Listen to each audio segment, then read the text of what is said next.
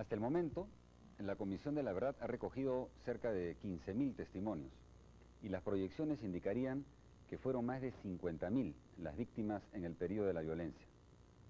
Las víctimas y sus familiares tienen derecho a un resarcimiento moral y material, y la Comisión de la Verdad deberá abordar esta problemática, nunca sencilla, y menos aún frente a tantas víctimas. Las modalidades de reparación son múltiples: restitución, rehabilitación, indemnización, garantías de no repetición, pero en ningún caso pueden confundirse con un programa de desarrollo. ¿Cómo utilizar esas variantes con sabiduría y con realismo para no generar falsas expectativas ni frustraciones? La siguiente nota da cuenta de un proceso que aborda este tema y contribuye a una discusión que el país no puede postergar. Desde 1980, la violencia política dejó secuelas en el cuerpo y el espíritu de los peruanos. En los 90 y aún antes, el Estado y la justicia no supieron enfrentar este dramático desafío. La clase política es que no estuvo a la altura, ¿no? Estaban maniatados, lo que quieran, pero no estuvo a la altura. Pero en junio del año pasado, el gobierno de Valentín Paniagua creó la Comisión de la Verdad y Reconciliación, una de cuyas tareas es justamente revelar las tristes verdades de esos años. Reconciliar al país, además, significa reparar a las víctimas de la violencia.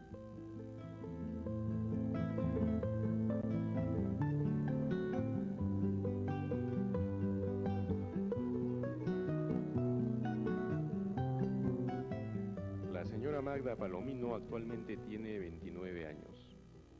El 26 de julio de 1994, un grupo de policías tocó la puerta de su casa y sin mediar muchas explicaciones, se la llevó detenida.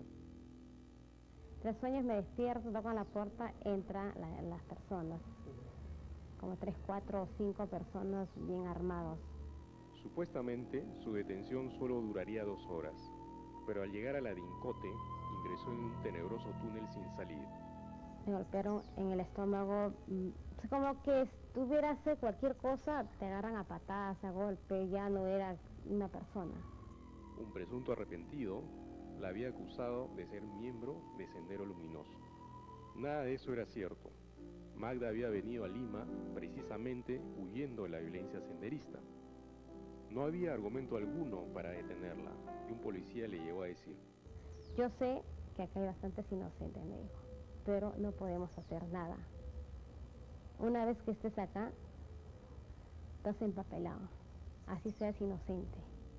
Magda fue finalmente juzgada en el fuero militar y se le condenó a 30 años de prisión. Pasó al penal de máxima seguridad de Chorrillos. Además, allí confirmó una sospecha que tenía. Recién el fiscal y mi abogado se dio cuenta que mi barriga ya estaba grande, estaba embarazada. Cuando su bebé nació, supo que solo se podía quedar con él 3 meses. Magda, una de las tantas y tantos inocentes que poblaron las cárceles de este país, finalmente fue liberada el 26 de julio del 2001, 8 años después de haber ingresado en prisión. Perdió trabajo, profesión y además tuvo que enfrentar otro problema. Su hijo, Gabriel, por no haberla visto tanto tiempo, no la identifica como madre. Es bien difícil aceptar eso. ¿No es este un caso que deba ser reparado?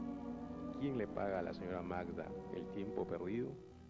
Con la participación de la Comisión de la Verdad, asociaciones de víctimas y de familiares de las víctimas, así como organizaciones de derechos humanos, constituyeron un grupo de trabajo y elaboraron propuestas iniciales sobre el tema de la reparación. Francisco Soberón, secretario ejecutivo de la Coordinadora Nacional de Derechos Humanos, piensa que las víctimas deben recibir una reparación simbólica y una reparación material. Hay desde las medidas reparatorias individuales, formas de reparar de manera colectiva, por ejemplo una comunidad arrasada, también hay reparaciones de carácter simbólico. Según este planteamiento, las medidas de reparación simbólicas pueden ser varias: tumbas para las víctimas, ceremonia de desagravio, museos. Las medidas de reparación material pueden consistir en paquetes de servicios médicos, en programas de vivienda, en acceso a la educación. Edgar Rivadeneira, representante de la Red Nacional de Inocentes Liberados, participa en el grupo de trabajo y tiene los conceptos claros. El Estado, en principio, reconoce que ha habido un hecho de injusticia con nosotros. Un primer hecho es que nos da la libertad, pero falta una segunda parte, que es recuperarnos frente al común de los ciudadanos peruanos. También se propone pagar una reparación en dinero a algunas víctimas, pero lo más importante es que recuperen su dignidad. La gente, todo el mundo tiene derecho a reivindicar su nombre, si ese nombre fue manchado.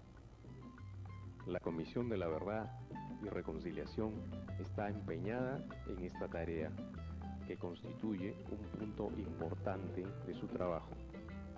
La comisión se plantea la verdad en primer lugar, la verdad haciendo la reconstrucción del proceso histórico de la violencia. Luego la justicia, yo creo que hay que hacer justicia y hay que reparar, y eso es parte de la justicia, ¿no? Sin embargo, hay algo fundamental: el Estado y la sociedad deben involucrarse en el tema. Para mí lo importante es que sientan, ¿verdad?, que no están solos, ¿verdad? Que les pasó las cosas y lo dejamos olvidado, botado, no hay derecho a eso, sino que sientan que este es su tierra, su país, su gente. No es un tema lejano, la violencia desangró a la nación. Y si hoy queremos curar esa herida, debemos hacer justicia a las principales víctimas de esta tragedia.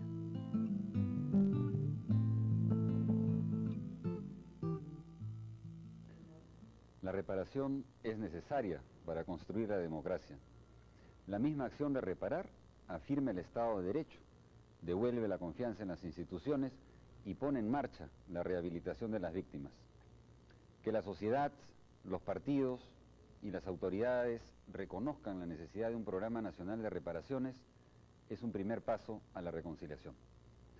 Una pausa y volvemos con algunas novedades y un caso de Ripley.